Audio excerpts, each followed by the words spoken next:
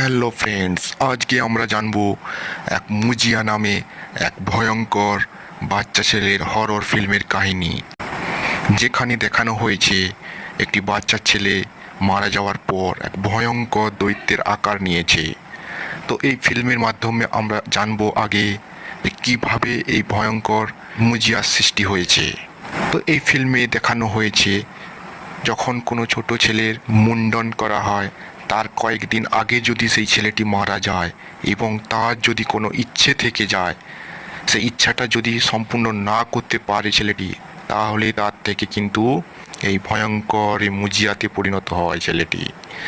তো তাকে যে গাছের তলায় কবর দেওয়া হয়, সেই গাছের তলায় কিন্তু সেই গাছের আশেপাশে গাছে এসে থাকে, সেটাই তার মেন জায়গা।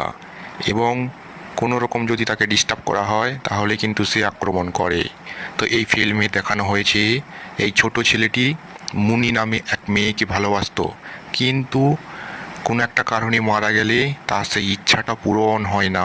তখন থেকেই সে হিংসাত্মক এবং ভয়ঙ্করভাবে তৈরি হয় এবং সেই অসত্য গাছে থাকতে শুরু করে।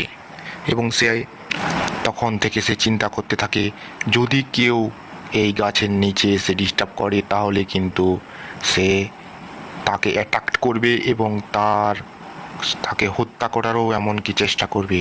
তো তখনই সেই ফিল্মে দেখানো হয়েছে বিট্টু নামে এক ছেলের এন্ট্রি হয়েছে, যে কিনা এক ট্রিপে গ্রামে এসেছে তার দিদিমা এবং মায়ের সাথে। হঠাৎ করে এক রাত্রে বিট্টু সেই গাছের কাছে যায় এবং সেই গাছের কাছে গিয়ে টয়লেট করে এবং তারপর থেকেই সেই মুজিয়া কিন্তু তাকে সঙ্গে সঙ্গে অ্যাটাক করে এবং তাকে ভয়ঙ্করভাবে দেখাতে শুরু করে যখন তখন। এই মুজিয়া এমনই একটা দৈত্যের মতো, সে যাকে দেখা দিবে সেই একমাত্র দেখতে পাবে, আর কোনো আশেপাশে তার কোনো মানুষজন দেখতে পাবে না। তো তখন থেকে সেই বিট্টুকে আক্রমণ করার পর কিন্তু বিট্টুর পিঠে আঁচড় কাটে। এই আঁচড় কাটার কারণ হলো সেই মুজিয়া যাতে তার কাছে যেতে পারে সন্ধে হলে এবং সকাল হলে আবার সেই অসত্য গাছে ফিরে আসতে পারে। তো সেই মুজিয়া ছোট্ট বাচ্চাটি ভয়ঙ্কর দেখতে, সে কিন্তু সেই বিট্টুকে ধরে জানার চেষ্টা করে তাকে কে হত্যা করেছে।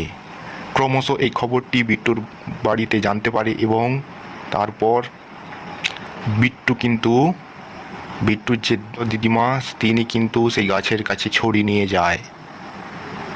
ছড়ি নিয়ে যাওয়ার পর কিন্তু সেই ছড়ি দিয়ে গাছের কাছে মারতে থাকে। তখনই কিন্তু সেই মুজিয়া ভয়ঙ্কর বাচ্চা ছেলেটি কিন্তু ভয় করতে শুরু করে, তার কারণ একমাত্র ছোটোবেলাতেই থেকে তার সেই লাঠির প্রতি ভয় ছিল, তাকে তার দিদিমা মারতো, সেইটাই ভয় ছিল।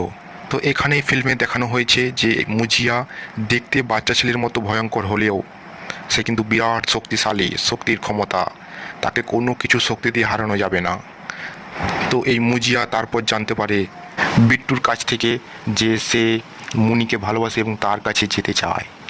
তখন তাকে বিভিন্ন রকম ফোর্স করে এবং বিট্টু ভয়ে আতঙ্কিত হয়ে পড়ে এবং তাকে দেখা মাত্র যেটা বিট্টু দেখতে পেত সেটা কিন্তু অন্য কেউ আর দেখতে পেত না। তখন সেই মুজিয়া জানতে পারে যে তাকে কোনোভাবে হত্যা করা হয়েছে। তারপর সে বিট্টুকে ছেড়ে দেয়। তো এই ফিল্মের দেখানো হয়েছে ভয়ঙ্কর একটি হরর ফিল্মের দৃশ্য, যেখানে বাচ্চাকে নিয়ে সম্পূর্ণভাবে এই কাহিনীটি তৈরি করা হয়েছে।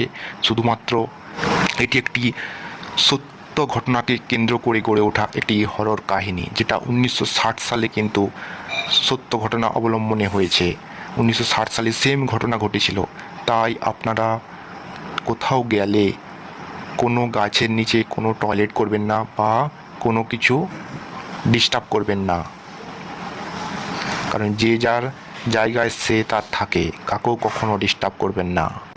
এই মুজিয়ার কাছ থেকে একমাত্র রক্ষা পাওয়ার শেষ উপায় হলো, এই মুজিয়া বাচ্চা ছেলে হলেও তার কিন্তু প্রচণ্ড শক্তিশালী ক্ষমতা এবং তার বাচ্চার মতো তার আচরণ, প্রচণ্ড রেগে যায় খুব সহজেই। এর কাছ থেকে মুক্তির একমাত্র উপায় হলো আপনাকে তার কাছে ক্ষমা স্বীকার করতে হবে এবং যা দোষ করেছেন সেগুলো স্বীকার করতে হবে, তাহলেই কিন্তু সে রেহাই দেবে আপনাকে। তো এই ফিল্মের শেষে এটাই কিন্তু দেখানো হয়েছে।